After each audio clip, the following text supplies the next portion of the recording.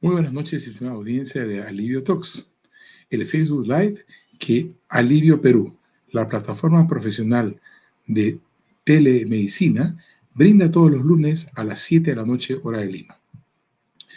Reitero mi agradecimiento por su presencia en esta actividad de todos los lunes y por las reproducciones tan importantes que vienen realizando a estas actividades, cuyo principal objetivo es poder brindar educación en salud hacia toda la comunidad. Estamos muy complacidos que esta comunidad no solamente sea de nuestros pacientes, sino también que incluya a nuestros colegas médicos y profesionales de la salud que tienen la gentileza de poder acompañarnos para poder interactuar con nuestros distinguidos invitados y conversar sobre temas de gran relevancia para nuestro país. Como ustedes saben, en las últimas 5 semanas hemos venido revisando el tema que es prioritario no solo en nuestro país, sino en el mundo, que es la epidemia del SARS-CoV-2 o el COVID-19.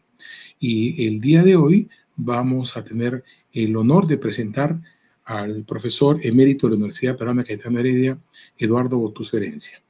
El profesor Eduardo Botuso Herencia, a quien agradecemos por su presencia, claramente es una fuente de inspiración para cientos de jóvenes peruanos, profesionales de la salud, médicos y de diferentes áreas, que vieron en un grupo de médicos muy jóvenes que podíamos desarrollar una práctica clínica basada en conocimientos que no compartimos solamente de los conocimientos que se generan en otros países, sino que generamos nuestros propios conocimientos.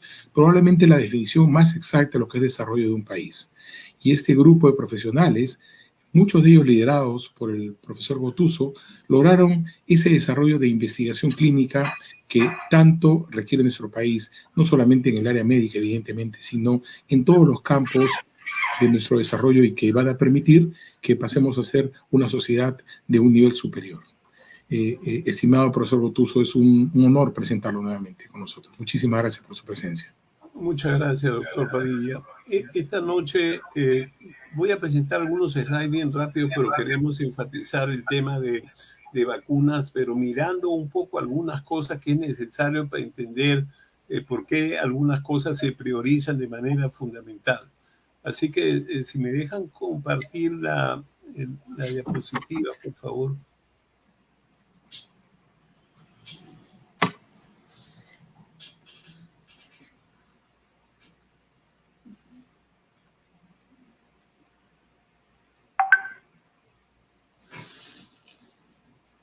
Si pudiera abrir, doctor Botuso, su PowerPoint, por favor. ¿Sí?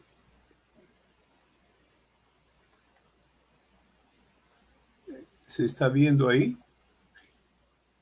Daniela nos va a ayudar en mostrarlo. ¿Se está viendo ahorita, doctor Padilla? No. ¿Podemos reiniciar, por favor, la apertura del PowerPoint? Porque se retiró de su pantalla. Solamente abrir el PowerPoint en su computadora, por favor.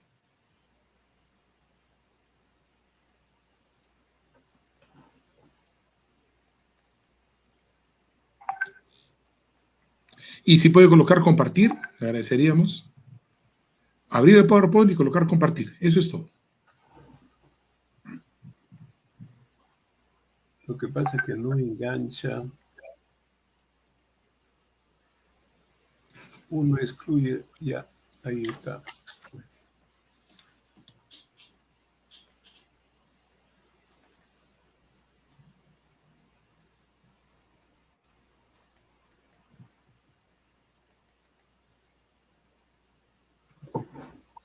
Salimos, volvemos a hacer compartir y vamos un poquito hacia la izquierda, pero hay que abrir el PPT.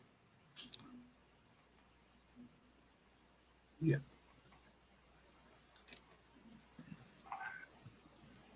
Está en la parte inferior minimizado. Sí, eso es lo que antes de compartirlo, abrimos el PowerPoint como si estuviera viendo en su computadora y lo ponemos compartir, por favor. Eso es lo que estoy tratando de hacer. Por alguna manera no, cuando marco compartir, no figura mi presentación.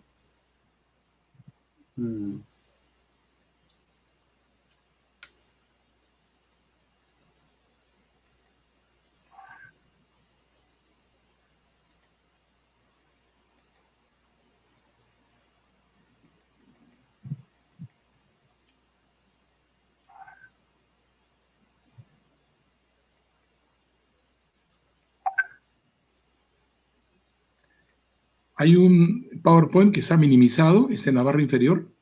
Si podemos ampliarlo, ¿no? Ya, ese es el que quiero compartir, ese que está en la parte baja.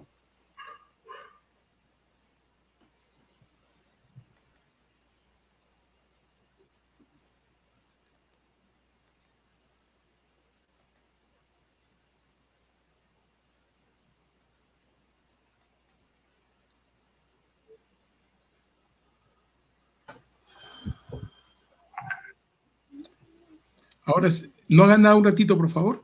Un segundito.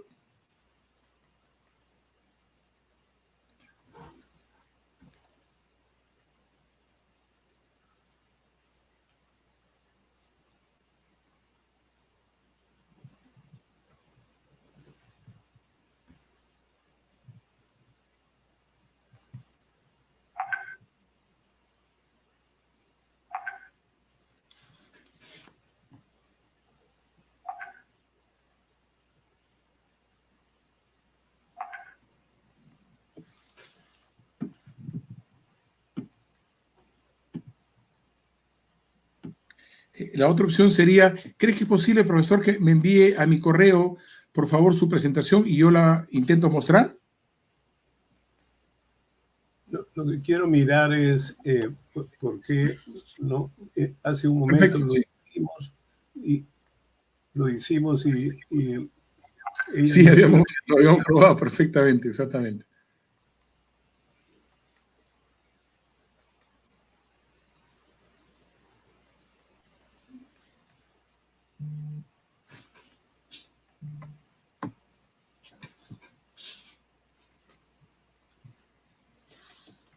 Ah, perfecto, ahora sí, ya estamos. ¿Se ve la pantalla, Tito? Impecable, impecable, sí, ahora sí. Ya. Entonces, yo agradezco de nuevo la invitación y voy a pasar muy rápido. Primer mensaje, el SARS, antigua y primera infección por coronavirus, se controló a pesar de una alta mortalidad, solamente aislando a las personas por 2 semanas. Este es un tema que no se discute y sorprende porque eso es cuando uno declara realmente que los pacientes más allá de 2 semanas es muy raro que tengan virus. Y esto es una de las cosas más notables, cómo ha ido creciendo. Habían 101 hace 3 semanas, ahora hay 106 países. Y esto es importante que se recuerde cómo las Américas, especialmente Estados Unidos, tiene el número mayor de casos. Pero lo que es importante es recordar la mortalidad. ¿Por qué? Porque si las vacunas que vamos a usar queremos reducir la mortalidad, acá están los grupos importantes. O sea, no están en este lado. Por eso es que la mayoría de vacunas no se probó en niños, sino por producir el impacto. Y esto es una primera cosa. La segunda consideración que es importante, esto es Inglaterra, donde también hablan de la mortalidad en los grupos arriba de los 55 años y donde más hombres fallecen que más mujeres. O sea, la mortalidad es mayor en hombres y mayor arriba de los 55 años. En el Perú, la tasa de ataque es una cosa parecida entre hombres y mujeres. Todavía hay más hombres inicialmente que hacen más cuadros clínicos que en relación a las mujeres, pero la tasa de mortalidad es muy significativa por los hombres en relación a las mujeres. Por lo tanto, si vamos a mirar, además acá el grupo no era 55, sino bajó hasta 40 años o 45 años. Y esto se mira acá, donde claramente los adultos mayores representan casi 8 veces más mortalidad y el grupo de adultos en población económicamente activa es un grupo importante que tiene casi 10 veces más que la gente joven. Por lo tanto, si el primer objetivo de unas vacunas es reducir la mortalidad, va a ser en estos grupos donde tenemos que poner la situación. La otra cosa, recordar que esto es lo que decían en Europa, la segunda ola. ¿Qué era la segunda ola? Un número este es el 12 de octubre, hoy día febrero 15, todavía en muchos países esta ola sigue de manera importante. Y cuando uno mira la historia de la epidemia española, la segunda ola fue mucho más grande que la primera ola y eso también se repitió no solamente en Australia, sino en Estados Unidos. Y ahora con el COVID tenemos la misma situación. una segunda ola mucho más alta, mientras que en Estados Unidos la primera ola no bajó, sino se fue repartiendo por otros países y hoy en día tienen un número muchísimo más elevado que en la primera ola. Y en el Perú esto es la costa, esto es la selva y esto es la sierra, donde se ha dado durante el año 2020. La otra cosa que recordamos es que en el Perú, por lo menos me han dicho de todo el Perú, pero estos son datos de Lima, donde más o menos el 40% de personas ya están infectadas en estudios de cero prevalencia. Sorprende que los niños estén más infectados que los adultos, pero eso es correcto. O sea, este es un tema importante recordarlo. Pero además la positividad, fíjense, estos son los niveles económicos bajos o medios, mientras que conforme vamos a los niveles económicos altos, la tasa de infección es mucho menor, probablemente porque no hay tanto hacinamiento, porque la gente tiene casas o habitaciones mucho más grandes, etcétera. Pero esto es muy claro de lo que ocurre en el Perú. O sea, uno podría decir que en el Perú tenemos, digamos, el 40% de personas que están infectadas. Y la otra cosa que es importante recordar, el enorme valor de las mascarillas en la transmisión de esta condición. Y el distanciamiento social también es un tema vital cuando uno quiere no solamente las vacunas, sino tenemos que ir a mirar el distanciamiento social. Y esto va a ser importante para el futuro, aún en épocas de verano. El Colegio Médico defendía esta posición y esta es la posición que no se quiere hacer, es decir, cuando hay un alto riesgo. Por eso es que Mafalda sugería que 2 metros de distancia es mejor que 2 metros bajo tierra. ¿No les parece una decisión, como siempre, muy inteligente? La otra cosa que tenemos que mirar es el oxígeno. El oxígeno en Cayetano, y por supuesto, esto es una gráfica que conocemos todos, los que llegan con una saturación elevada todavía tienen una posibilidad de sobrevivir del orden de 25%, pero los que llegan con una saturación muy baja, realmente el 90% han fallecido a los 10 días. O sea que el oxígeno se hace vital. Y finalmente los temas de presentación, esto es lo que dicen los españoles. Entonces vamos de frente a mirar la cuestión de la vacunación, que me parece importante, porque reduce la mortalidad, reduce la morbilidad, establece una cuestión económica y mejora la productividad. Entonces las vacunas tienen la posibilidad de seguir todos estos pasos hasta que uno tenga la posibilidad de mirar claramente la posibilidad de tener, digamos, la preparación primaria, los estadios preclínicos, etcétera. Recuérdense bien que los coronavirus estaban siendo estudiados por Taiwán y por la China y por Corea, porque ellos han tenido esta epidemia en el año 2002, 2003 y todo el tiempo han estado vigilando. Por eso el genoma rápidamente lo encontraron y se pudo hacer pruebas rápidas y se comenzó a hacer vacunas de manera muy temprana. Y después pasó a la fase 1, que es la prueba que se hace en voluntarios sanos, después se busca la dosis y después ya se hacen los estudios de fase 3, que es la aprobación. Eso es un poco lo que se ha ido haciendo, después se aprueba por los organismos internacionales y después se manda a producir. Sin embargo, esto no ha ocurrido, sino que todo ha sido casi una superposición de estas actividades. Ahora, una cosa que quisiera comentar es que existen diversas vacunas, hay 42 en fase clínica, pero hay 10 que son las más importantes y que finalmente se han hecho bajo 3 perspectivas. La primera, que es el sistema clásico, que se usan muchas vacunas, que es que se agarra el virus y se inactiva de manera química y se saca una proteína que produce un sistema alérgico. Esta es la que usa el Sinopharm en China, está dirigida por esto. Pero hay 2 nuevas condiciones. Una condición que usan un RNA mensajero y meten dentro del RNA digamos, la espiga para inducir una respuesta. Y en otros casos se usa, digamos, virus en el cual se injerta la espiga. Estos son adenovirus, especialmente de chimpancé, como ocurre con la vacuna de AstraZeneca, y la rusa, que incluye un adenovirus, digamos, humano. Y entonces, claramente se busca generar una producción de proteínas del DNA de manera importante, por eso al RNA, por eso es que no hay un paso al revés. Básicamente se usa un vector viral y comienza a usarse como se ha usado con estos adenovirus de los monos. En el caso del Sinopharm, en realidad es un virus inactivado y es importante porque se destruye el virus y se queda con la proteína. Y en otros casos, como digo, se pone la espiga y entonces esta espiga es la que sirve para producir anticuerpos.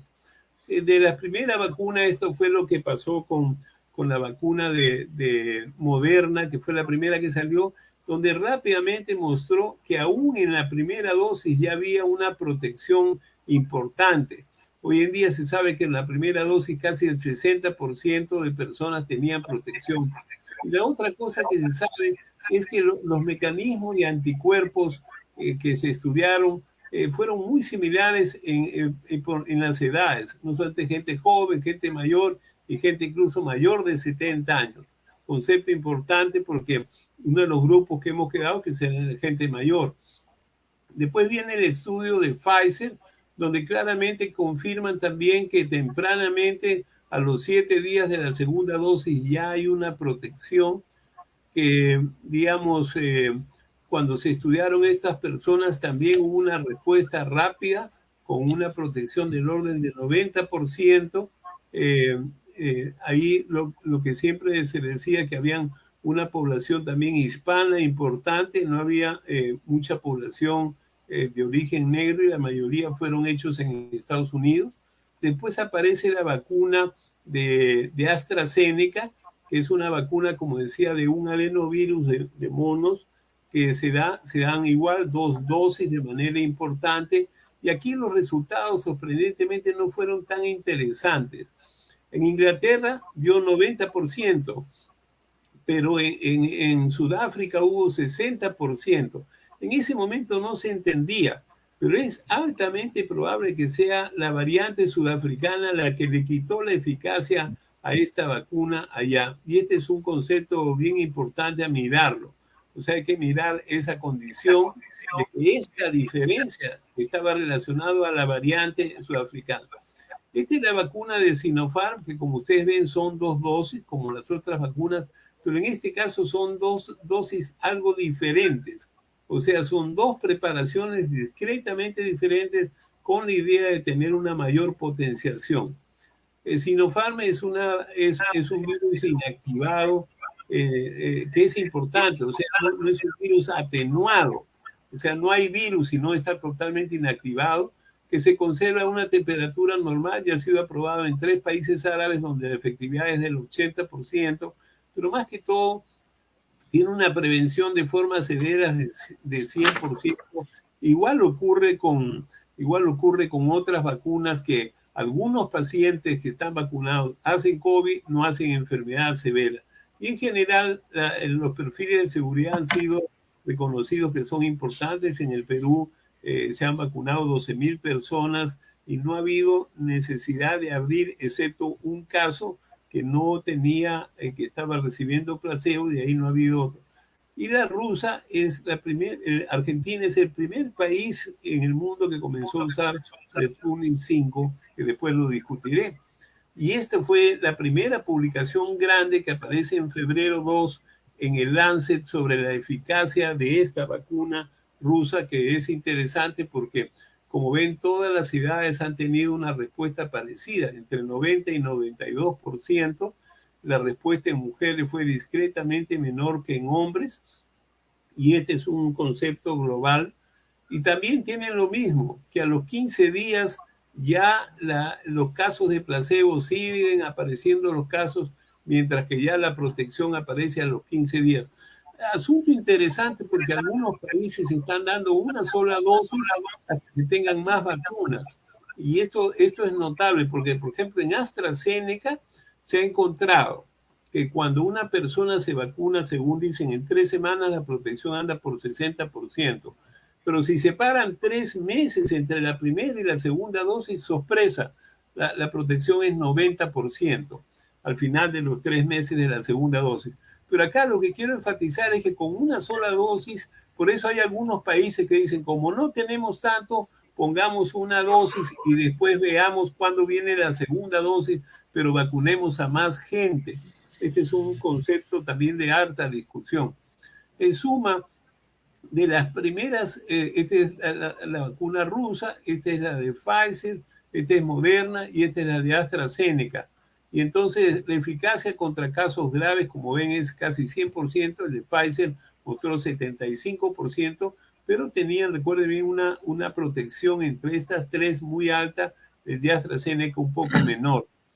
Y después hay otras vacunas que todavía no tienen publicaciones o son informes, por ejemplo, el Novax, que es una bien interesante, tiene 75%, Johnson y Johnson tiene 66% con una sola dosis.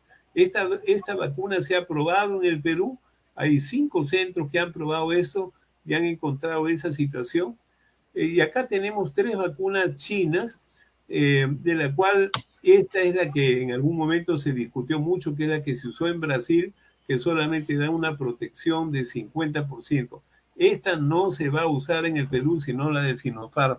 Y esta es otra vacuna china que se ha hecho en alianza con los canadienses, que se llama CanSino, y esta vacuna da como 80%, pero todavía el estudio no es muy grande. Ahora, ¿por qué comento esto? Entonces, si miramos, tenemos 3 tipos de vacunas. Las vacunas hechas al estilo normal, como se ha hecho en la China, con proteínas de virus inactivado, Sinopharm, vacunas que están usando un sistema moderno de tener adenovirus de chimpancé o de seres humanos, la vacuna de AstraZeneca y la vacuna rusa, y finalmente vacunas que usan estos mRNA mensajeros, de tal manera que ahí está Moderna y está Pfizer. Entonces, ¿por qué aparecen ahora cambios importantes? Porque ahora han aparecido variantes. O sea, los virus tienen una gran cantidad de mutaciones, igual que tenemos en las bacterias que se vuelven resistentes. En este caso, cuando hay una gran pandemia, y esta es una buena razón para aumentar la cobertura de vacunas, aparecen estas variantes. Y estas variantes son 3 actualmente. La que viene de Inglaterra, que es esta de acá, tiene varios nombres, pero vamos a llamarlo la vacuna la variante inglesa. Esta es la variante de Sudáfrica, que es importante, y esta es la variante que apareció en Manaus, que ahora se llama la variante brasilera, que en realidad fue descrita en unos japoneses que habían venido a estudiar en Manaus, y cuando llegaron a Japón los estudiaron y encontraron una variante que después ya se reconoció que venía de Manaus. Cada una de ellas tiene algunos problemas. Esta, por ejemplo, es la que se dice que se transmite mucho más rápido. Esta no se transmite tan rápido, por lo menos no hay suficiente información, pero sí ha reducido la eficacia de la vacuna de AstraZeneca. Y esta todavía no sabemos, aparentemente es de una gran transmisibilidad y se está encontrando un número importante de personas que hacen reinfección. Esto es lo que es Inglaterra y esta es la zona donde comenzó a reconocerse toda esta variante de manera importante. Pero esto es lo que tenemos, fíjense lo que ha pasado. Las variantes comienzan a crecer en Inglaterra, pero una vez que hacen una cuarentena, fíjense cómo comienza a reducirse de manera importante. Y esto mismo pasó en Irlanda. En Irlanda tenían esa cepa y estaba siendo muy importante. Entraron en una cuarentena y fíjense el efecto notable que ocurre sobre la aparición de eso. Sin embargo, se dice que se transmite más y que no aumenta la mortalidad, o sea, no es más mortal. Sin embargo, va a ser más mortal si tenemos un número mayor de casos. O sea, el 1%, el 2% de 100 es mucho menor que el 2% de 1000. Y entonces, en ese sentido, es preocupante esta variante de alta transmisibilidad. Y estos son los países que han reportado. Acá está el Perú, Brasil, Chile han reportado, igual que en Norteamérica, y todos los países europeos ya reportaron la variante inglesa.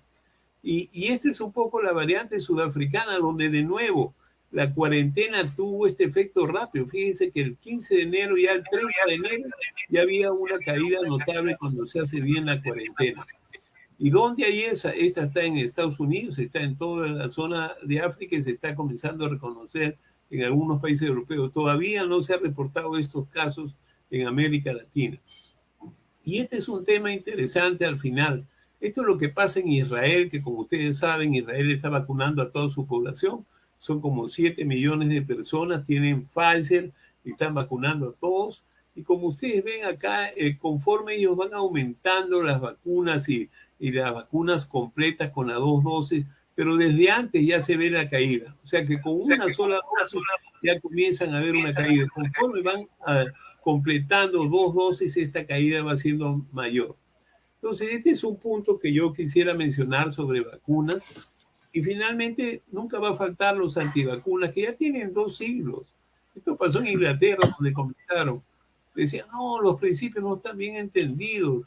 Los que ponen, digamos, las vacunas no son buenos profesionales, la vacuna no es efectiva, la vacuna no es segura, tengo objeciones religiosas, etc.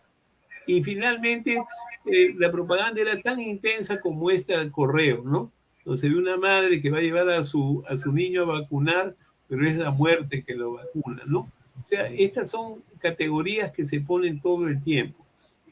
Ahora, yo quisiera mencionar básicamente 2 cosas. Primero, la primera persona que se vacunó oficialmente en el mundo es esta señora, 90 años. El estudio de Pfizer no incluía 90 años, incluía hasta 75 años. Sin embargo, los ingleses y esta señora le dijeron, mire, no tenemos datos de usted, pero creemos que va a ser beneficiosa. La señora, como todos los ancianos mayores de 90 años, fueron la primera generación que se vacunó en Inglaterra junto con el personal de salud. Concepto importante. Y esto es Estados Unidos en un momento de una gran dificultad entre los políticos y los científicos. Incluso había pues los argumentos de las famosas razas puras blancas, etcétera. Esta es la primera persona. Salud hizo un símbolo de esto porque esta enfermera de origen norteamericano, pero afroamericana, y la persona que le inyecta también es de esa condición. Entonces, este fue un símbolo muy importante. Y esta es otra cosa que llama la atención. Es una chica que está en Israel, donde tampoco había noticias, y resulta que esta es una de las primeras fotos que aparece una embarazada en estadios avanzados que se pone esa situación. Entonces, yo quiero mencionar, porque ya en el Perú, la doctora Cabrera, una joven médica peruana, también tenía, estaba embarazada y ella estaba atendiendo pacientes. Y entonces conversó, estimo, con sus médicos y ella aceptó la posibilidad de vacunarse. ¿Y por qué razón? Primero, porque las mujeres gestantes hoy en día se reconocen que son un grupo de alto riesgo, sobre todo después de las 30 semanas. Tienen partos prematuros, niños de bajo peso, muertes intrauterinas, pero lo más grave ocurre en las madres que terminan en respirador y tienen una tasa inusitadamente elevada de muerte. Entonces, esta persona consultó sobre seguridad. Y obviamente que vacunas del tipo que estamos discutiendo, especialmente la vacuna de Sinopharm, que está hecho al estilo antiguo, como digo, no tiene forma de pasar hacia el feto y por lo tanto no va a producir un daño. Y entonces, costo-beneficio, esta persona se vacunó igual que la doctora peruana. La Sociedad Peruana de Ginecobstetricia y la OPS han sacado documentos en el cual recomiendan que las personas conversen con sus médicos y que las vacunas son altamente útiles para un gestante, a pesar de que no tenemos suficiente información. Entonces, igual que las preguntas que hay sobre a quién vacunar, a quién no vacunar, todo eso ya sabemos que van a ser intensos momentos de discusión, pero tenemos que tomar, tenemos que discutir claramente, el beneficio contra el riesgo.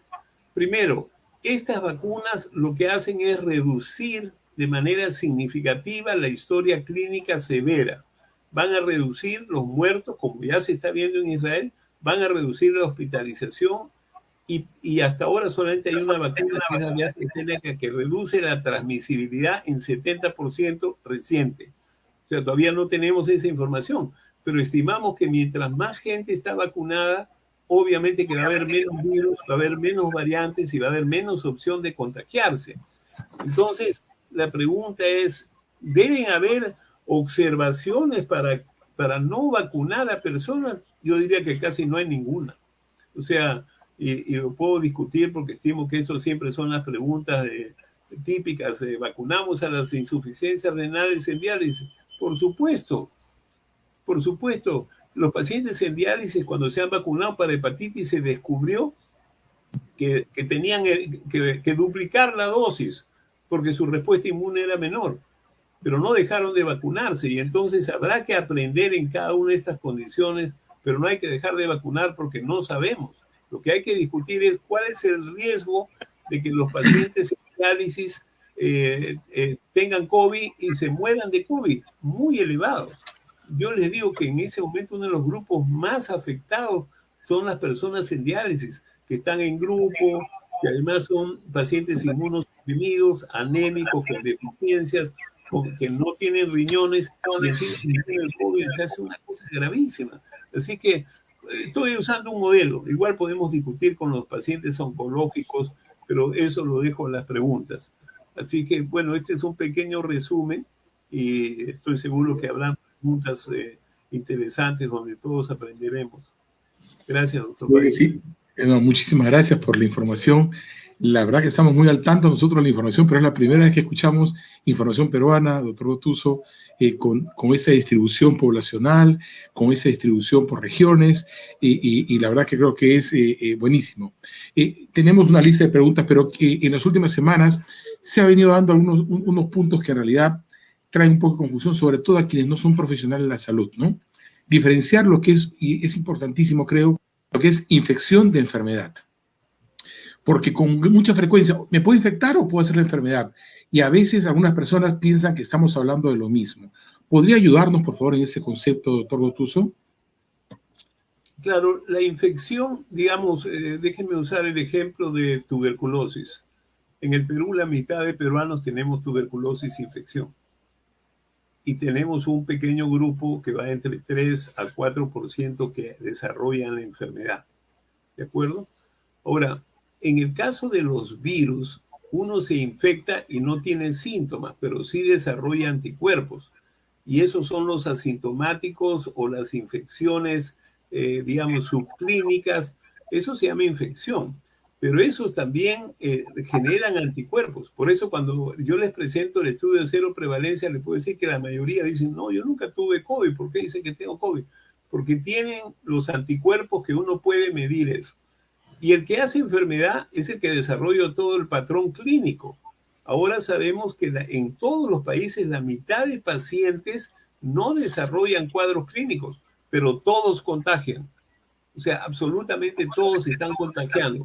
El que tiene más síntomas contagia más, pero también es cierto que cuando uno tiene síntomas, inmediatamente la gente se da cuenta y le pone, pero el que no tiene síntomas también contagia. Entonces tenemos los infectados y los que se infectan y además desarrollan enfermedad, que para la realidad peruana se está viendo es que básicamente conforme pasa la edad van a haber más enfermos, y por eso es que las vacunaciones van ahí. Los niños hacen una enfermedad muy leve, pocos niños, lamentablemente hay niños que han fallecido, pero son muy pocos comparados con, digamos, el riesgo de morirse entre un chiquito de 1 año y su abuelo de 70 años, es casi más de 200 veces, o sea, es una cifra brutal de diferencia. Entonces, ¿por qué? Porque estas personas se enferman y desarrollan todas las complicaciones. La otra pregunta, antes de dar pase a nuestras preguntas que tenemos, es, usted ha señalado que los estudios de investigación nos permiten saber si nos protegen para infectarnos y hacer la enfermedad o para hacer formas severas. Creo que es un tema que sería buenísimo que por favor lo repitiera porque creo que es un concepto muy importante, profesor Gotuso. Claro. Por ejemplo, déjenme decir lo que pasó con Moderna, que fue el primer estudio que salieron más rápido los datos. Habían 30.000 norteamericanos, 15.000 recibieron placebo, 15.000 recibieron vacuna. Ellos tuvieron, porque ha habido una coincidencia, ellos tienen la vacuna y comienza a aparecer la epidemia. O sea, que ellos en 3 meses tuvieron una respuesta que en otros estudios nos hubiéramos demorado 4 años. Ellos en esos 3 meses, ¿qué encontraron? 170 personas de las 30.000 que tuvieron COVID. Bien demostrado. O sea, terminó la vacunación y lo siguieron 170. Muy bien. ¿Y quiénes tuvieron COVID? 160 del grupo placebo y 10 del grupo que estaban vacunados. O sea, ahí protección arriba del 90%. Segunda pregunta, ¿qué pasó con este grupo? De ellos hubo un montón de pacientes que fueron hospitalizados por formas severas. En este grupo, los 10, ninguno fue hospitalizado. Todos fueron formas benignas. Pero se pudo demostrar porque como eran parte de un estudio, hicieron resfrío, malestar, le hicieron su cultivo y ahí estaban probados. Entonces, ahora los estudios por eso dicen protección 80, 90%, pero los que hacen enfermedad tienen formas leves y no requieren ser hospitalizados, lo cual es una ventaja enorme. Pero ojo que estamos hablando de estudios de 30.000, 40.000 personas. Cuando se vacunen 10 millones, pueden haber pues problemas con algunos de ellos, pero ya sabemos con esa data qué cosa es lo que va a aparecer. Y por eso es que yo mencionaba la eficacia y también la eficacia contra formas graves. Ahora sí, Daniela nos ayuda mostrando las preguntas de nuestra audiencia, por favor. Giovanna, la primera pregunta es, ¿por cuántos meses protege la vacuna? Bueno, la que estamos aplicando acá en el Perú de Sinopharm, ¿no? Cualquiera de ellas todavía no lo sabemos. Veamos entonces la historia natural. Cuando se ha estudiado, el mejor estudio que yo he leído está en la población coreana enferma como en febrero. Cuando ellos lo siguieron a 9 meses, todos ellos tenían anticuerpos. Y los que tenían bajo nivel de anticuerpos, todos ellos tenían células T activas contra el virus. De esas personas, que no son muchas, ninguno de ellos, por supuesto, recayó, hizo una nueva infección. Entonces, la historia natural que recién se está contando nos habla de que 9 meses después tienes anticuerpos y casi ninguno. Hacen reinfección algunas personas, son muy pocas personas que hacen una segunda infección bien demostrada. Es cierto que ahora en el Perú hay gente que dice, no, yo he visto casos así. Tendría que demostrarse bien porque es necesario incluso mirar qué cepa hay en esta segunda ola para ver si tiene que ver, por ejemplo, con esta cepa inglesa o con la cepa brasilera, que puede dar una segunda infección aparentemente. Pero la reinfección es bastante infrecuente. Y entonces la vacuna va a seguir los pasos de la infección natural. Pero yo estimo que después de 9 meses, la mayoría de personas van a tener anticuerpos todavía, probablemente anticuerpos que van a durar no sabemos cuánto. Yo estimo que más allá de un año, y por eso es que dicen, no, de repente comiencen a bajar y hay que usar un refuerzo. Pero eso todavía no lo sabemos. O sea, sabemos hasta ahora que hay una buena respuesta inmunológica. Estos estudios, todos ellos, el de Moderna, que fue el que recién comenzó, después de 4 meses y medio, los pacientes tienen toda una gran carga. Aquí déjenme contar una anécdota. Las personas que tuvieron COVID con una sola dosis han generado 10 veces el nivel de anticuerpos que otros. Y por eso en algunos países ahora están discutiendo si las personas que tienen COVID le dan una sola dosis para poder ahorrar, lo cual es una situación inteligente, es posible. Entonces, ¿por qué? Porque esa persona funciona como un refuerzo, pero tiene que darte 3 meses después de haber tenido COVID, no inmediatamente. O sea, tú tienes que esperar mínimo 3 meses después de un COVID. En esos 3 meses no te va a pasar nada. Nadie recae, nadie hace una segunda reinfección en 3 meses. Son después, por definición, después de 3 meses. Por lo tanto, a pesar que es una cepa diferente, una variante diferente. Hasta ahora no hay ningún caso que haya ocurrido eso. O sea, hasta ahora todos los casos son más después de 3 meses y eso es lo que hace la Organización Mundial de Salud como criterio de definición, que es una reinfección después de 90 días, porque hay gente que puede tener el virus mucho tiempo, raro. Hoy día hay un paciente famoso, se llama el paciente de Boston, tiene 22 semanas y todavía sigue teniendo el virus. Esa persona está generando una cantidad brutal de variantes, porque es un hombre que tiene una malignidad severa y no le pueden limpiar del virus. Y entonces su propio organismo está repartiendo todo el tiempo virus y algunos se están mutando. Y eso es lo que se cree que ha pasado en Sudáfrica. Como tienen una tasa tan alta de VIH, y los pacientes con VIH sin tratamiento, resulta que tienen una extensión de los virus.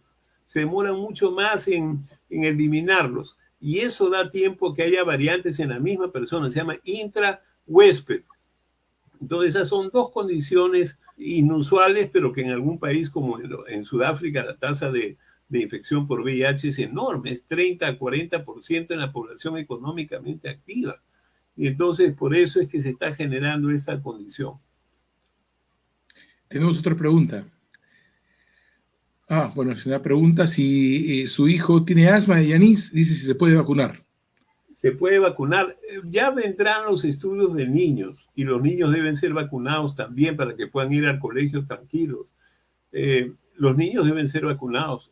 El asma no es una contraindicación, al contrario, es una indicación. Las personas alérgicas a sulfa pueden tener una mala reacción, no, porque esto no está preparado con un derivado de sulfa. Recuerden bien que algunas vacunas dan alergias porque son alergias al huevo. Por ejemplo, influenza está preparado en huevos. Y entonces eso es lo que hace que alguna gente... Sin embargo, la tasa de alergias severas en Estados Unidos para Pfizer fue de 11 por 1 millón de dosis. 11. Y para Moderna fue 4. Pero esos pacientes, igual que los dos ingleses, llegaron con su adrenalina y con todo porque sabían que ellos tenían historia de formas graves. Entonces pusieron la vacuna y al poco rato es una reacción y tuvieron que poner... Ya ellos venían listos, o sea, sabían una larga historia de alergias graves. Pero en ese momento, sí, disculpe, profesor, en ese momento, ¿a partir de qué edad podrían vacunarse? Mira, la información hasta ahora es de 18 años, pero tengo entendido que AstraZeneca y Pfizer han comenzado estudios en chicos de 12 años, en adolescentes. Yo no vería una contraindicación. Yo no vería una contraindicación para vacunar a un adolescente. Perfecto. El profesor Morales Paitán pregunta ¿qué métodos se están usando para evaluar la respuesta a vacuna? ¿Y cuántos días después se pueden hacer? Claro, hay dos cosas que se hacen, ¿no? Uno es que los anticuerpos que usamos para el diagnóstico son IgG e IgM, mientras que la vacuna te induce otros anticuerpos, te induce, digamos, contra la proteína S, inmunoglobulina A, etc. Entonces, si uno quiere medir a una persona para saber si recibió, por ejemplo, placebo o vacuna, que se hace 2 semanas después de la segunda dosis, tendría que usar ese método que no es fácil, no se hace en la práctica común. Es un método de investigación que se hace en laboratorios que son mucho más sofisticados que medirnos una serología de IgG o de IgM. Por eso es importante mirar que todavía no es fácil medir una respuesta inmunológica de vacunas si es que no usamos un test apropiado. O sea, yo creo que este es un tema que me parece importante porque todo el mundo quiere saber, no sé si recibió placebo, esto. Se puede hacer una prueba serológica, pero también sería, si sale negativo, probablemente tenga que buscar otras pruebas así. Ahora, lo que se busca es la eficacia de la vacuna clínica. ¿Cuánto tiempo después de haber contraído el COVID puede vacunarse? 3 meses después se recomienda, por lo menos haya 3 meses después porque no se necesita antes y uno puede vacunarse 3 meses después. Y muy interesante, y muy interesante lo que ha señalado, que probablemente la tendencia es que solo requieran una vacuna, ¿no? Una dosis hasta ahora. Una dosis, quiero decir. Hay un país que ya dijo que sí, que por favor todos los que tuvieron COVID le quieren poner una sola dosis porque no tienen suficientes vacunas. Eso lo han decidido en Francia el viernes, creo. O por lo menos una región de Francia ha dicho, ok, todos los positivos que tuvieron COVID una sola dosis. Y es una decisión pues de política de salud, ¿no? Que habrá que discutirla. No es una mala idea en épocas de conflicto, ¿no?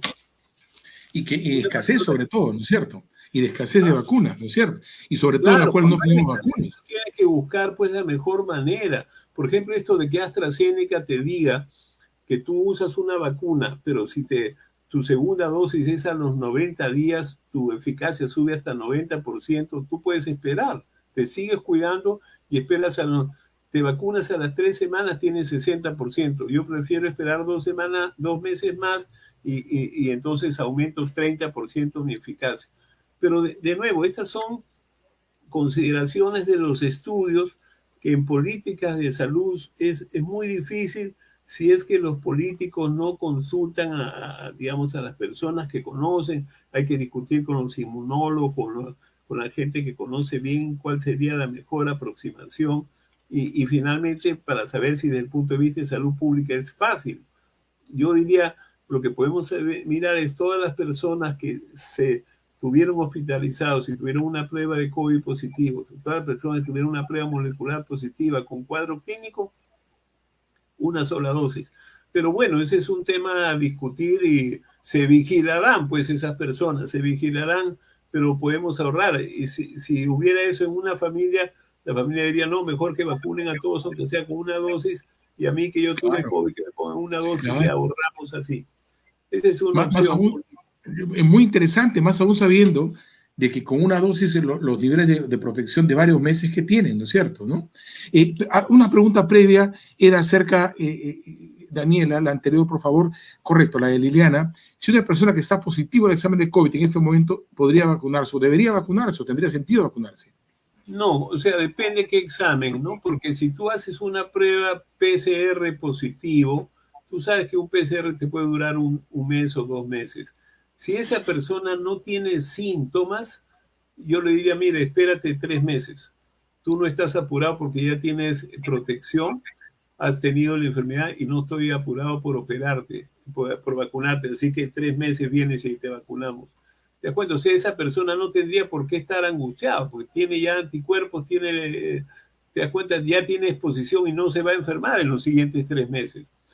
¿De acuerdo? O sea, yo diría que diferente que me digan, tengo una prueba serológica. No, esa prueba te puede tener una antigüedad de un año, o de un mes, o de una semana. ¿Te das cuenta? Eso no diferencia. Y nada de jugar eso que la IgG con la IgM es una fantasía. O sea, claro que sí. Por si acaso, la prueba serológica que el profesor Gostuso señala es la prueba rápida que llamamos, y la PCR es la prueba molecular, que comúnmente llamamos molecular y que la antigénica es muy parecida, digamos. Tiene que demostrarse. ¿Por qué? Porque esos te duran de 2 semanas a 2 hasta 3 meses. Por eso, si una persona viene y le encuentro un PCR positivo, yo le voy a decir, ¿para qué te voy a vacunar? Tienes ahorita la enfermedad, espera 3 meses. Perfecto. Tenemos otra pregunta, Daniela. Esta pregunta es importantísima, nuevamente Edita. 3 meses de gestación. ¿Puedo vacunarme? Sí, yo diría que Edita tiene que discutir con su pareja, tiene que discutir con su ginecólogo y tiene que discutir con un infectólogo. Te voy a dar mi opinión personal.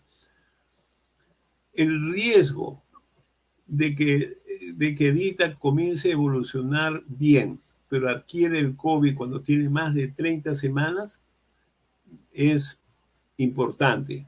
Y que pueda ser una complicación si hace el COVID en esas semanas es más importante.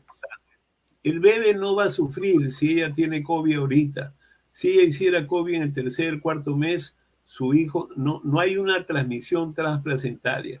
Y ella normalmente va a ser una forma benigna. Pero cuando pasan 30 semanas en adelante hay 2 fenómenos. Ella tiene más de 8 o 10 kilos de peso mínimo sobre su peso. Y en segundo lugar, sus defensas comienzan a caerse, como pasa con tifoidea, con hepatitis, con brucelosis, con muchas enfermedades. El tercer trimestre es muy negativo. O sea, los pacientes hacen formas clínicas más severas. Hepatitis E se demuestra que en gestante tiene 10% de fallecidos y en población normal tiene 1 por 1000. ¿Se da cuenta? O sea que la gestación es un sistema de riesgo.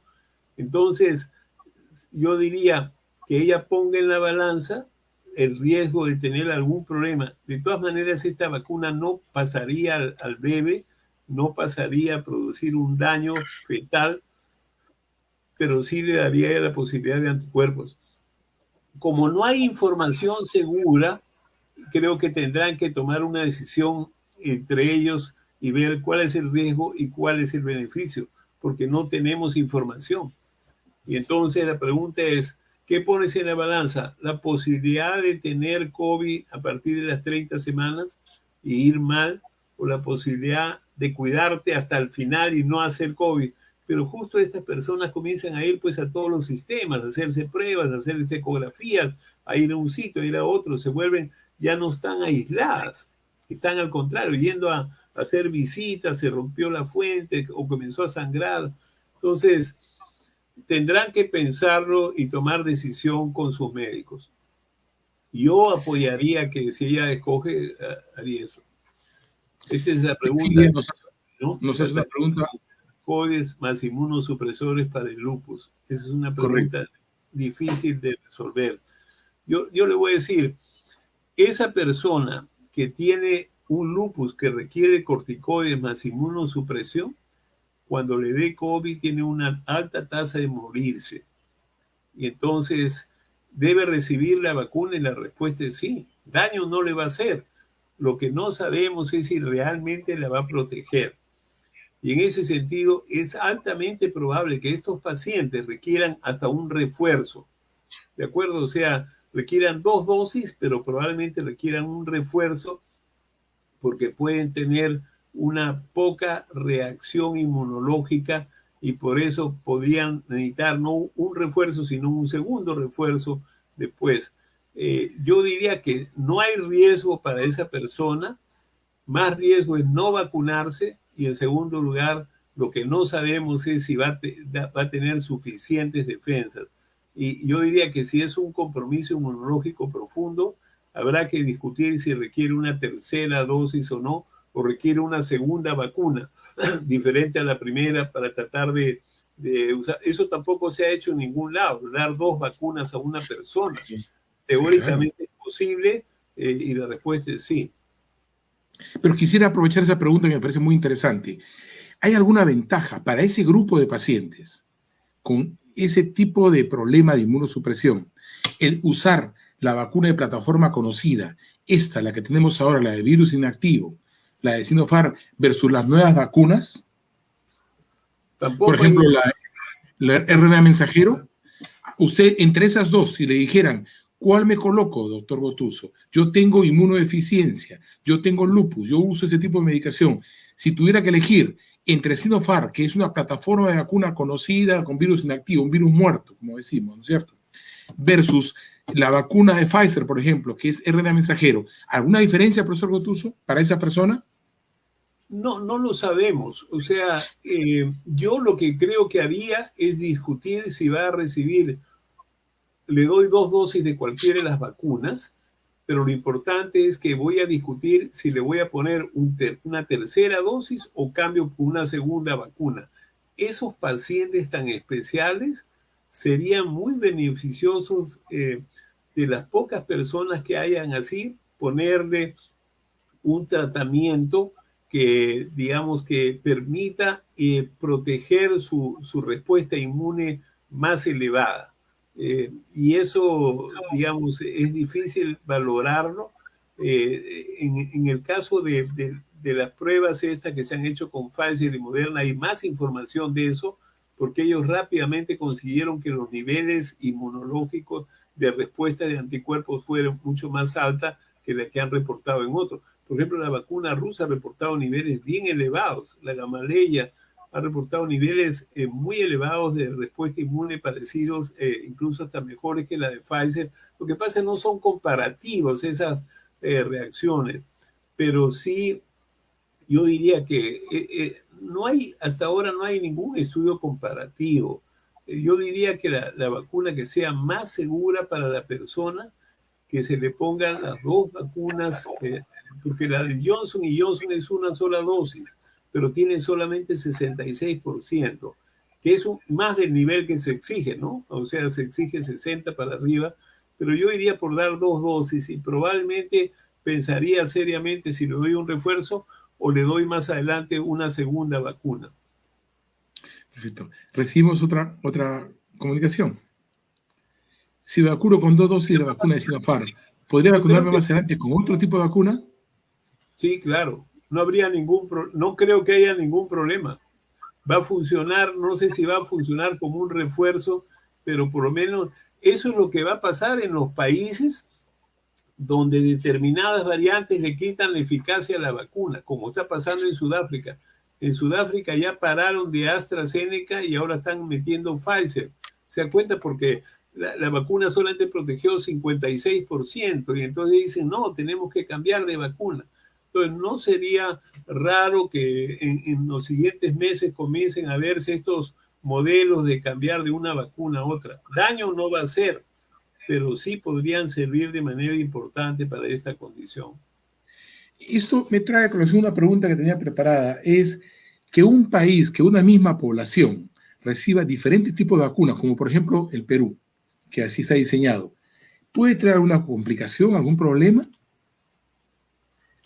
Que un grupo de la población reciba, quiero decir, Sinopharm, que otro grupo reciba lo que va a suceder de Pfizer, que otro grupo reciba AstraZeneca. Eso es lo que está pasando en Europa. Ahorita están vacunando y en Estados Unidos hay una población con Moderna y otra población con Pfizer. Y en Europa ahora van a tener 3 vacunas. O sea, en el mismo país van a estar AstraZeneca, va a estar Pfizer y va a estar Moderna. No sabemos si eso va a ser diferente, al contrario, va a ser un experimento extraordinario para saber qué es lo que ocurre con 3 vacunas. Porque es primera vez en la historia que frente a una enfermedad tenemos 3 o 4 mecanismos diferentes, con 4 condiciones de preservación diferentes, hasta con 4 fechas diferentes. Uno es una dosis, otras son 2 dosis por 3 semanas, otro por 4 semanas y ahora otro que dice que después de 3 meses. ¿Se dan cuenta? O sea, tenemos eso que da más complejidad desde el punto de vista de salud pública. En segundo lugar, las personas que vacunan van a tener que estar bien entrenadas, porque la congelación de las vacunas de Pfizer son diferentes a las vacunas de Sinopharm. Por ejemplo, Sinopharm las llevan como todas las vacunas, todas las vacunadoras del Perú saben cómo conservar su cadena de frío, lo conocen muy bien, entonces ahí no hay ningún problema, conocen extremadamente bien, pero en la de Pfizer van a tener que mirar cuál es el mejor método en el momento que se abren las vacunas, cuántas horas se preservan y todo lo demás. Así que esa es una situación compleja desde el punto de vista de salud pública, pero no tenemos otra condición. Si se toma ivermectina, como dice la señora Casaverde, la medicina no bloquea ni el virus, ni bloquea la vacuna. Yo diría que ninguna medicina, lo que sí es que los pacientes que están, como había mencionado, es el caso de lupus, o un paciente que está en hemodiálisis, o un paciente con cáncer que está en quimioterapia y que le quieren dar una vacuna, lo primero que debemos saber es que no son vacunas, no es una vacuna, digamos, que tiene un virus vivo atenuado. Ninguna es así. Pero lo que no sabemos es cuál es la respuesta inmunológica de esos pacientes. Entonces, yo diría, ninguna medicina va a alterar. Quizás si uno está recibiendo una megadosis de corticoides, probablemente la respuesta inmunológica sea menor, pero no creo que ninguna otra medicina afecte la respuesta. Giorgio nos pregunta si es conveniente que pacientes con tratamiento inmunosupresor, metotrexate, lo suspenda para no restar eficacia a la vacuna, ¿por cuánto tiempo? ¿Debería consultarlo con su reumatólogo? No, yo creo que esto lo deben discutir con su reumatólogo, pero el beneficio del uso de metotrexate yo no lo suspendería para mirar la vacuna. Metotrexate tiene digamos, una vida larga, por eso se usa una vez por semana, pero no, yo diría que no, lo discutiría con un reumatólogo entre el costo-beneficio. Yo creo que en general las personas no deben suspender las medicinas que usan en su vida normal para vacunarse. Fibrosis pulmonar, nos pregunta Alicia, con la preocupación de ser una pregunta muy específica. ¿Alguna contraindicación? Ese es un paciente de la primera fila, porque los pacientes con fibrosis pulmonar tienen muy mal pronóstico si les da el COVID. La mortalidad de fibrosis pulmonar es mucho más alta que cualquier otra enfermedad pulmonar, porque estos pacientes tienen muy poca reserva. Es más, estos son los pacientes que deberían aparecer en las primeras filas de a quienes vacunamos. O sea, los mayores de 60, etcétera, pero a quienes más vacunamos. Si alguien tiene 40 años y tiene una fibrosis pulmonar, debe estar en esa fila. Hugo Ortiz, creo que es un colega de promoción, me parece reconocerlo. Dice, ¿tendremos una vacuna peruana? Hay una sola vacuna que se está estudiando en un centro veterinario de Chincha. Este centro, que está a cargo del doctor Manolo Fernández, es un centro bien reconocido, por si acaso. Lo que pasa es que el doctor Manolo Fernández después ha entrado en una discusión muy intensa sobre el valor de ivermectina profiláctica y lo ha hecho comparado contra la vacuna y ha creado, en mi opinión, una situación difícil que yo, por supuesto, no comparto porque he visto mucha gente que dejó de cuidarse porque estaba tomando ivermectina una vez al mes, que cuando se contagió no creían que tenían COVID y cuando se dieron cuenta ya la cosa estaba bien avanzada. Entonces yo no creo que se deba recomendar eso. Ellos han hecho un modelo interesante con el doctor Mirko Simic, que es un biólogo molecular de Cayetano, y encima de eso es una vacuna que se prepararía parecido a la vacuna que ellos usan para los pollos. Y que eso no ofenda a nadie, o sea, si ha trabajado, igual ha pasado con todas las vacunas, se ha probado en animales para ver cuáles son las respuestas, etcétera. Así que no llamen la atención. Sin embargo, creo que los estudios clínicos de fase 1, 2 y 3 son muy costosos y eso puede ser un retardo, pero yo no tengo más información que esa, no conozco el detalle. Yo he hablado una vez con el doctor Mirko Simic y ellos tenían un plan bien interesante de desarrollo. Valentino nos pregunta si todos los años nos tenemos que poner 2 dosis de vacunas. ¿Hay algo establecido al respecto, profesor Gotuso? No, tengo que sacarle lustre a mi bola de cristal para responder esa pregunta. Es imposible responder. No sabemos qué cosa va a pasar. No sabemos si uno va a tener 1 año, 2 años o 9 meses. Sí. La verdad que hasta ahora pareciera ser que nos va a durar por lo menos 1 año. Si después de vacunar... Sí, diga usted, por favor. Sí, si va a durar más, la verdad que todavía no lo sabemos. Los análisis están seguros para saber si se tiene COVID, depende de la pregunta que uno quiera hacer. Si usted está comenzando con síntomas y usted quiere saber si ahora tiene COVID, la mejor prueba son pruebas moleculares o las pruebas antigénicas. Pero si usted quiere saber si durante el año usted se contagió, y entonces ahí las pruebas serológicas van a servir para esa respuesta. También sirven para las personas que llegaron, se hicieron una prueba molecular y salió negativa, 20% de infectados tienen eso. Resulta que el paciente está yendo peor, y dice, pero no tiene diagnóstico. Claro, pero clínicamente es un COVID. Y pasan 10 días a esa persona, usted le hace una prueba serológica y puede ser útil porque si sale positiva, confirma que el paciente tiene COVID. Lo que no es bueno es que en las fases tempranas, que es donde queremos que las personas se aíslen. ¿Cómo controlamos esta pandemia? Primero, que toda persona que tenga sospecha clínica debe aislarse, mascarilla y aislamiento en su casa, y buscar a un sistema médico que le permita aclarar si tiene COVID o no tiene COVID. La gente lo que hace al revés. Tiene esa molestia, no cree, no, este es mi bronquitis de siempre, no, este es mi rinitis de siempre, no, yo tengo sinusitis. Todo eso es, digamos, en épocas de pandemia, todo puede ser COVID. Y entonces, desde ese punto de vista, la persona tiene que chequearse. Y mientras espera el chequeo, hay que hacer aislamiento con su mascarilla para no contagiar en la casa, airear bien la casa, abrir las ventanas, etcétera. Y en eso se busca el diagnóstico y si sale todo negativo, pero el paciente sigue así, el médico lo tiene que seguir para estar seguro si tiene o no tiene COVID.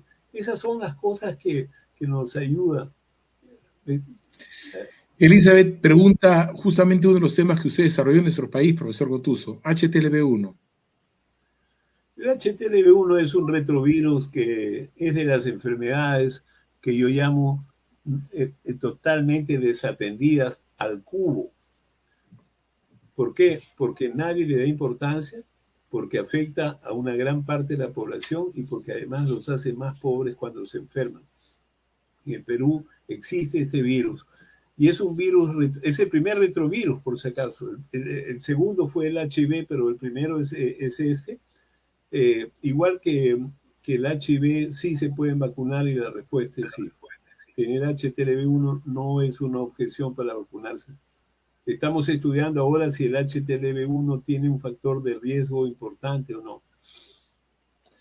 Techi nos dice que mientras espera la vacuna de COVID, ella tiene 49 años, si podría colocarse la vacuna de neumococo para evitar neumonía severa, y imagino si no habría ninguna contraindicación cuando en una semana le toque vacunarse.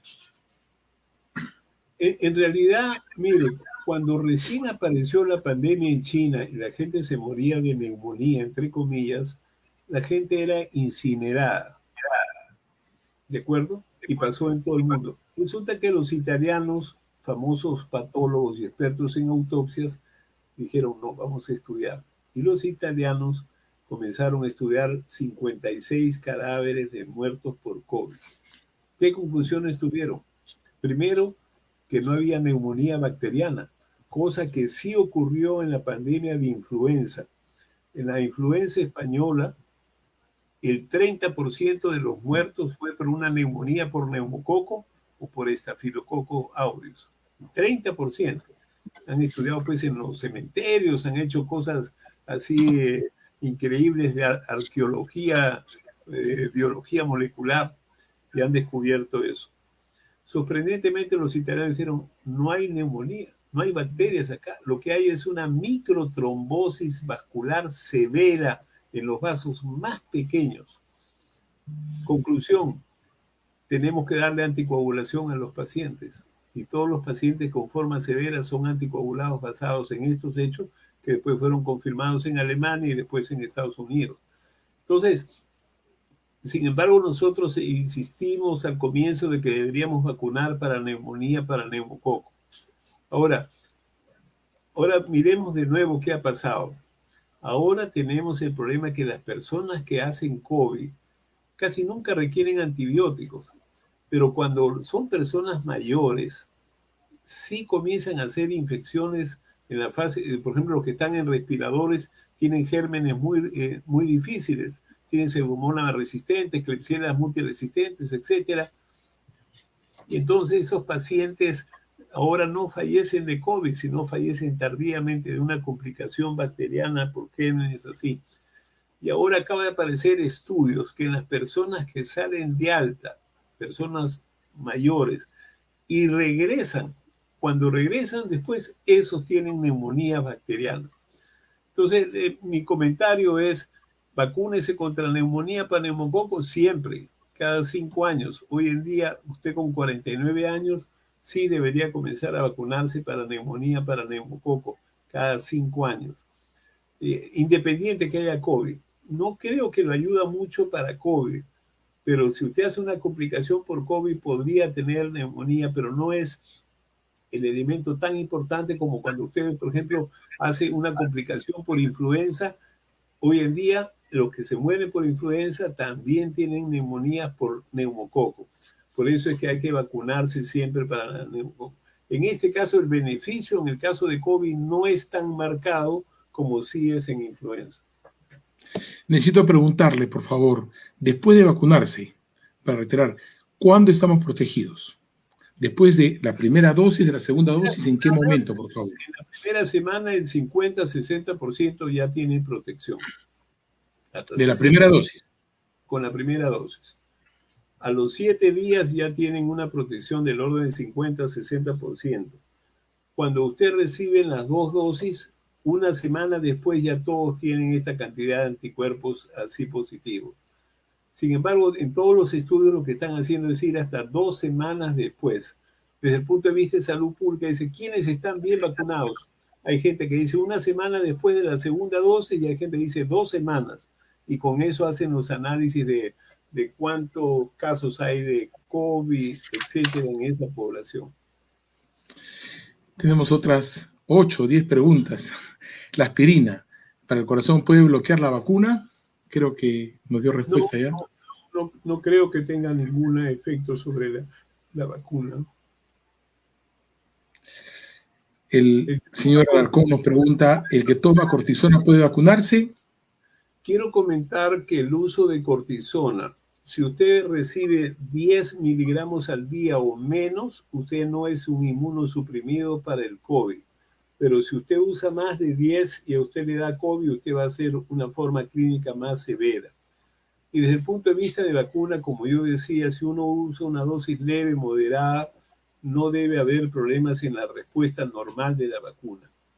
O sea, primero estoy hablando de que seguridad, asumo de que la seguridad es extraordinariamente elevada. La pregunta es si lo va a proteger o no. Entonces, con dosis no muy altas, yo diría que sí debe haber una muy buena protección. Con dosis elevadas, probablemente esta persona tendría que chequear con su reumatólogo, que es el que le otorga ese tratamiento, qué va a pasar después de la segunda dosis. Y tendrá que ser seguido de cerca, ¿no? Bueno, esto lo hemos ya comentado. Si enfermedad autoinmune es una contraindicación, el profesor Gotuso hizo un comentario y que pasa mucho por conversar con su médico tratante, ¿no es cierto? Hay una vacuna contra la neumonía de una dosis de por vida, ¿está bien? No, eso es un comercial que no es correcto, por si acaso. O sea, hay dos vacunas, la que es de 13 y la que es de 23. En ambos casos, la vacuna dura 5 años. No hay una diferencia entre una y otra. Lo que se sabía es tanto que hoy en día, por ejemplo, en Estados Unidos dice que si usted usó la 13, usted debería usar un refuerzo al año para ponerse la 23 y usted va a tener de 7 a 10 años. Y si usted se vacunó al revés, también vacúnese al año y va a tener 10 años. Pero no hay ninguna vacuna que sirva de por vida.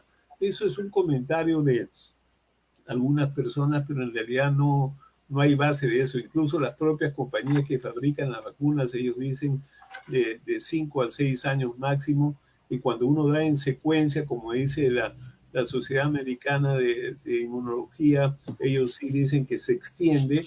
Cuando usted usa una y después al año usa la otra, tiene de 8 a 10 años. Profesor Gotuso, estamos cerrando el programa. Tenemos más de 200 conectados, es una cifra buenísima. Tenemos un número muy grande de preguntas. A mí me da mucha vergüenza comprometerlo al aire. Ojalá que pueda revisar su agenda si el próximo lunes nos pudiera acompañar. Sería una maravilla porque, a diferencia de las presentaciones que usted tiene en otros medios en los cuales no nos puede brindar toda esa información y cada vez más actualizada, será buenísimo para toda nuestra comunidad que ojalá el próximo lunes pudiera acompañarnos. Pero no lo quiero comprometer al aire, ojalá que sí sea, pero tenemos algunas, por favor, si podemos responder, que están esperando. Adelante, Daniela, por favor. Lupe, y es importante remarcarlo, ¿las personas más de 20 años pueden vacunarse? Pueden vacunarse. El caso de Inglaterra es bien interesante. Es más, yo sé que hay un estudio en el Perú que una señora de 94 años fue y pidió registrarse porque no había límite y la señora quiso vacunarse porque ella tiene expectativa de varios años más, tiene buena calidad de vida y dijo, perfecto, me quiero vacunar. Yo diría que no hay una contraindicación, ¿eh? O sea, no hay una contraindicación para vacunar. Es más, los ingleses han comenzado, su primera vacunación no fue el personal de salud, sino las personas mayores de 90 años, y después de mayores de 80 años y después mayores de 70. Así fueron vacunando. O sea, no hay una contraindicación, a pesar de que ninguna compañía ha estudiado personas de tanta edad, hasta los 75 años nomás han estudiado. Ellos dicen no hay ninguna contraindicación y vacunamos. Claro, le piden permiso a las personas, o sea, una tiene que decir, sí, bueno, me quiero vacunar, yo sí estoy interesado, tengo 90 años, pero estoy bien y no sé cuántos años voy a vivir, pero por lo menos que no me lleve el COVID, así que me vacune. esos argumentos yo los he escuchado varias veces de personas que me consultan, me dicen, doctor, y para mí habrá vacunas o no, no. Entonces le digo, me parece muy bien que sea tan optimista de su futuro. O sea, no veo contraindicación.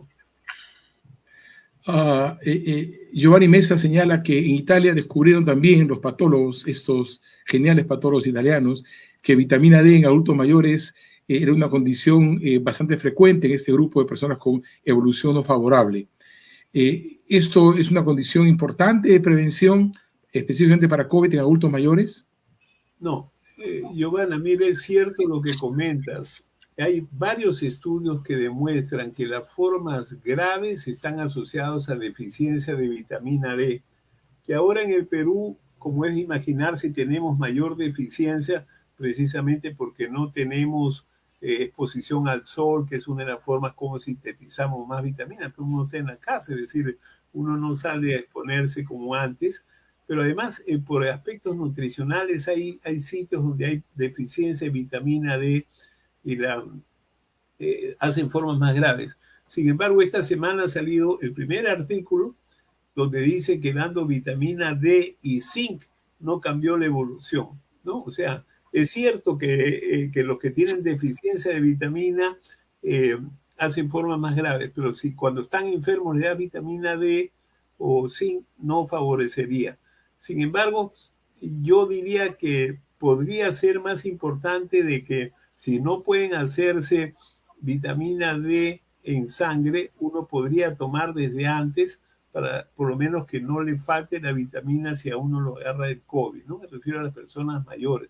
Pero una vez que están enfermos, esta semana ha salido que no hay un beneficio. Ojo que es el primer estudio, puede ser que aparezcan otros estudios que digan otra cosa. Sí, yo tengo que unirme a todas las felicitaciones. Me quedan 23 preguntas que realizarle al profesor Gotuso, pero sé pero que está direccionado no a mí. Debería buscar un momento especial para que usted me enseñe esto. Pero quería hacer alguna pregunta porque algunos colegas me pidieron que se lo hiciera. El personal de salud, el que está en la primera línea en ese momento atendiendo a los pacientes, enfermeras, tecnólogos, médicos, están siendo vacunados, ¿no? ¿Ellos potencialmente podrían contagiar a su familia al recibir ese tipo de vacuna cuando reciben la vacuna de Sinopharm? No, la única condición que se ha discutido de vacunas es cuando uno recibe un virus atenuado, que es, por ejemplo, el caso de polio oral. Sin embargo, en estas vacunas no hay forma de que una persona transmita. Al contrario, una de las razones por el cual nosotros queremos promover la vacunación es porque así uno protege a su familia de llevar. Yo me imagino que, digamos, el médico que está viendo pacientes o que está en cuidados intensivos, imagínense que terminan a las 8 de la noche, se tiene que bañar, cambiar y va a su casa a saludar a su esposa, a sus hijos. Da angustia ver la opción de que uno pueda llevar un virus a su casa, igual que las enfermeras y el personal que hace limpieza, etc. Por eso este grupo debe ser vacunado todos y muy rápido. O sea, yo diría que las primeras vacunas sean sí o sí para el personal de salud y no hay transmisión hacia otras personas y la respuesta es no lo hay. Tantas preguntas, tanto agradecimiento, tenemos que, en algún momento tiene que comentarnos, ojalá que sea posible, acerca si hubo tercera ola o no en la gripe española. Tiene que comentarnos lo que usted comenzó a señalar también el año pasado, de que la historia de la medicina no hablaba que toda la población mundial se infectara.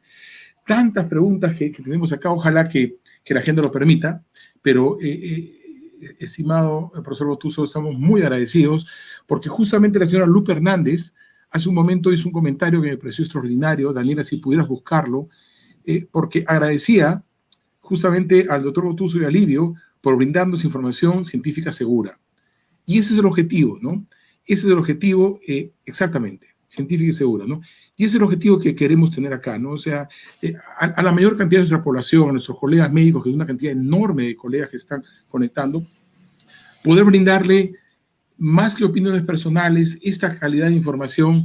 Yo la verdad dudo que alguien tenga en este momento esta información regional que tenemos, en la manera en la cual el profesor Gotuso ha podido presentarlo, y seguro que estaremos entusiasmadísimos, que ojalá nos pueda acompañar la próxima semana, porque con certeza va a tener información más actualizada. Muchísimas gracias, profesor, por su presencia.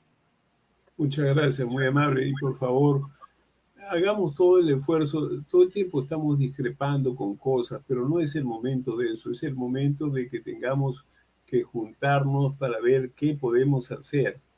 Son épocas difíciles, épocas duras, toda esta situación reciente todavía es más, se dan cuenta, o sea, tenemos que hacer un esfuerzo de todos los tipos para juntarnos en decir qué podemos hacer juntos, porque ya sabemos todas las discrepancias, que esto, que lo otro. Ahora la pregunta es al revés, ¿qué podemos hacer juntos? Y entre tanto, educar a las personas, educar a las familias, insistir en que la gente acepte la vacunación, promover que todos los médicos y el personal de salud y todos sean promotores, los guardianes, lo que yo llamo los guardianes de la salud. O sea, uno tiene que salir a insistir sobre eso de manera importante, promover los valores religiosos que mucha gente tiene, que siempre uno ha sido educado en pensar en ayudar a otra persona. O sea, ahora uno se ayuda a sí mismo y ayuda a otra persona, independiente de la iglesia que uno pertenezca, etcétera. Yo creo que este es un momento especial y yo diría que hoy más que nunca tenemos que hacer los esfuerzos para cuidarnos a nosotros, cuidar a las familias, cuidar a nuestros pacientes. Así que, doctor Padilla, muchas gracias, y a Livio por invitarme a estar con ustedes esta noche. Muchas gracias por las preguntas también que siempre nos obligan a seguir leyendo. Muy amables. Ha sido el distinguido científico peruano, el doctor Eduardo Botuso Herencia, quien ha recibido, también no olvidemos, saludos de su tierra natal, Ica, varios saludos, que se ha presentado con nosotros el día de hoy en Alivio Talks. Muchísimas gracias a ustedes y hasta el próximo lunes.